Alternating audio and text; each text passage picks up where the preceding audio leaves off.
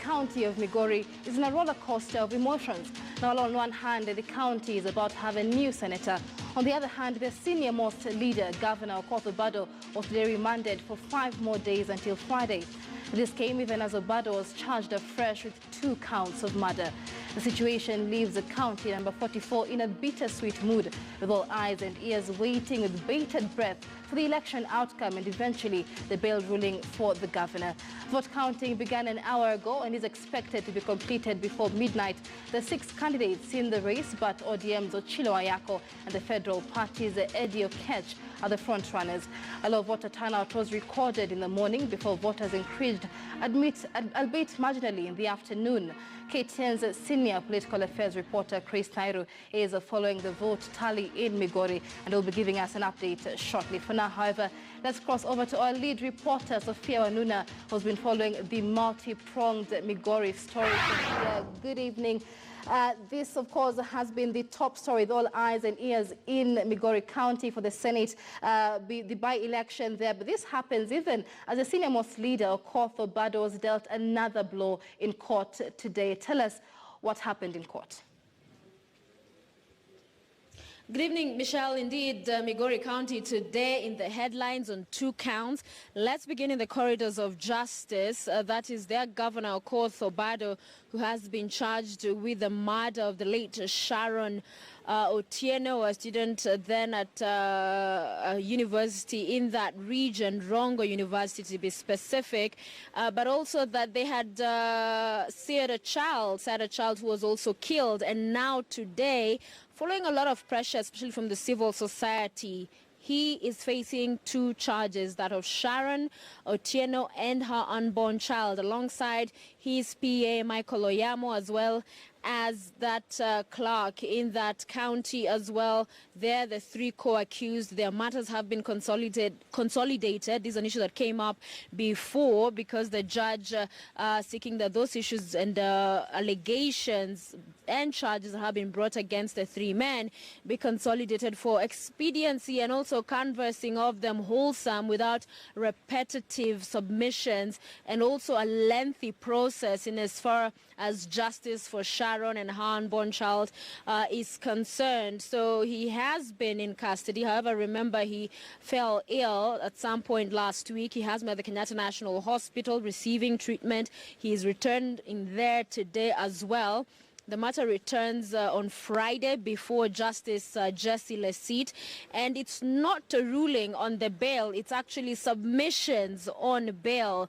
So we'll be hearing from counsel of the 3 accused, the prosecution, that's the state, as well as FIDA, that is now an enjoined party, including the family of Sharon and their unborn child as well. So it will remain to be seen how long will this submission take, and when eventually will the ruling be delivered. So they may continue to be held behind bars in as far as custody is concerned for quite some time. But this coming at a time also that you have some quarters in as far as human rights are concerned, arguing that the right to bail, because of that principle of innocent until proven guilty, applies, and saying that in this particular time that is being abused. It's what we are hearing from some circles, saying that the elongated time of detainment pending that decision of whether they can be set free as other matters are discussed and conversed is out of order. However, many others on the other side argue that, in fact, because these people have been mentioned so closely, the evidence that has been heard and adduced so far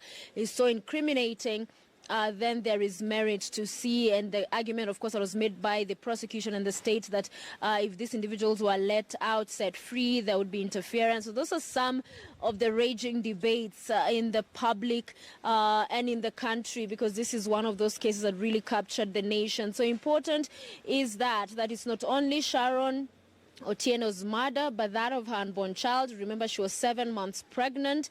Another time when we're reporting about it at first, when they were charged with just Sharon's murder, civil society organization Citizen Go had written to the DCI and DPP contesting and arguing that according to our constitution, in fact, life begins at conception, so that whether 1 day or 7 months pregnant, that is a life recognized under Kenyan law. And so it appears that this is a plea, and it is an issue that caught the attention of the DPP. It has been added to the charge sheet, so being charged with those two accounts. So that on one hand is a matter, and as far as Migori County, they're looking to see how it all unfolds. There's also the EACC abuse of office allegations against the governor as well that are pending and being investigated. But on the flip side, the big story today on the ground in Migori County itself, our Krista, of course, is then he'll be telling us more.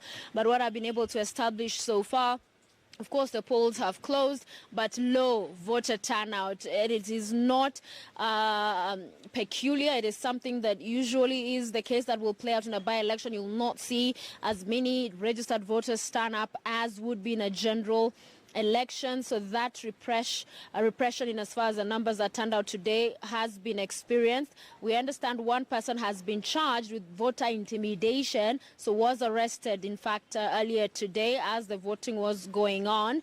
We saw the two leading candidates, Ochilo Oyako of ODM, Federal Party of Kenya, Eddie Oketch as well. The votes that have been able to trickle in so far, because they are already starting to trickle in fact, perhaps by midnight, we'll have a result indicating that Ochilo Oyako is in the lead, but we'll continue to have those live details from Migori County for you, our Krista Ru, on the ground, ears and eyes for us there. We heard from the candidates earlier, and in fact, Eddie Oketch complaining of the presence of some politicians around on voting day, saying that he did not think their motive of being there on voting day, arguing that campaigns had ended. He did not understand why they were there. And he mentioned some of them when he was interviewed by Chris Tyro earlier, and in fact went ahead to say that he'd reported the same to the police. So we'll wait to see who will be announced, if in fact it does happen tonight, the next senator of Migori County. But a lot clearly, as you see from the corridors of justice and their governor and then now a senator, how all of this will be playing out. But all eyes on Migori County, Michelle. All right, and Sophia, just before I let you go, behind bars or not, 5 more days there behind bars for Okoth Obado, but his shadow still featured there in this by-election in Migori. There's been a lot of speculation there with his purported support for FPK party, the FPK candidate rather, Eddie Oketch, who is a strong contender against Ochilo Oyako. He's also been very vocal against the ODM's support for Ochilo Oyako. How is this likely to probably tilt the numbers in this by-election?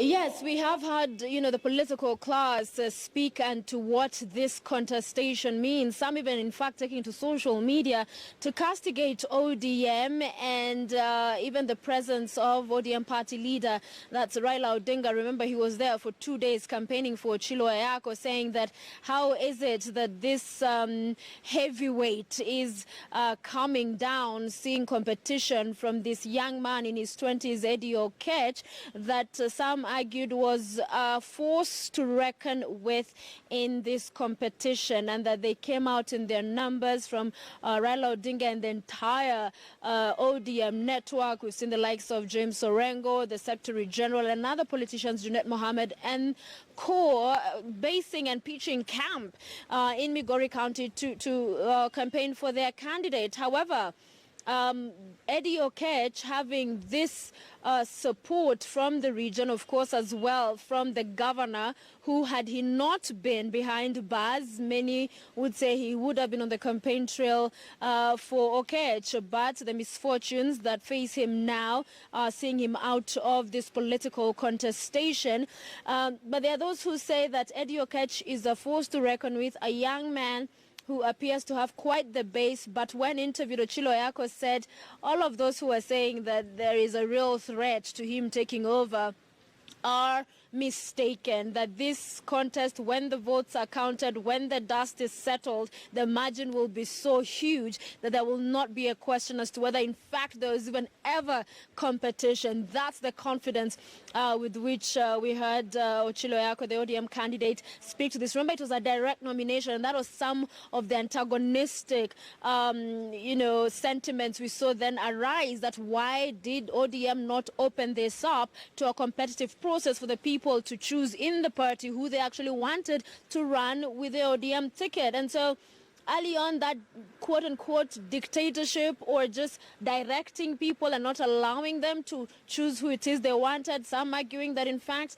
Eddie Oketch was the candidate of choice. So there are analysts, Michelle, who have said that this is a test in as far as is Raila Odinga losing his grip in that region, because we saw some of those people coming out even in those rallies to shout Eddie Oketch's name. However, that's one school of thought. Another school of thought says that's all voices that really just want to get relevance, that at the end of the day, Ochilo Ayako will be the man who will be announced as the winner of this by-election, taking over the senatorial seat in Migori County. But one thing that we have had consistently, the interviews conducted on the ground, is that many are not happy that the party did not allow for an open, for a democratic process in identifying the candidate. That direct nomination for Ochilo Ayako is one that saw a lot of discontentation. But at the end of the day, that process is passed today. People have gone out to cast their vote, and it is in a few hours that we'll know what the will of the people down in Migori is. All right, many thanks. That is our lead reporter, Sophia Onino there, and indeed all eyes and ears are in Migori County tonight. Here now some of the facts and the figures of the senatorial by-election in Migori County, largely touted as a two-horse race there between Ochilo Ayako and Eddie Oketch of the Federal Party of Kenya. Other candidates there cleared for the same include four other candidates, including Mr. Jobando. So let's take a look at that. Migori County, there are 8 constituencies in Migori County. 6 candidates had initially been cleared by the Independent Electoral and Boundaries Commission, and voting took place today in 886 constituencies, only closing just a few moments ago. Let's take a look at some of the contenders in this race. The candidates there, Peter Osieko Jobando is among the candidates. We also have Ochilo Ayako from the Orange Democratic Movement there. Sophia Onino says that direct nomination for Ochilo Ayako from the ODM party causing quite a bit of issues there. Dixon Ogola for an independent candidate also running for the Senate seat there. We also have Eddie Oketch, who is seen as a fierce contender, running closely against ODM's Ochilo Ayako. We also have Samuel Otieno and Solomon Rugara, but Eddie Oketch there and Ochilo Ayako largely coming up to be the first 2 contenders in this senatorial race. Now remember, the Senate seat in Migori County fell vacant following the death of Ben Olwoch Okello, who succumbed to throat cancer earlier this year. This is the first time Migori voters are heading to the polls since the August 2017 elections. Our reporter Chris Tairu is following up on the counting of votes currently taking place there. The voting began just an hour ago.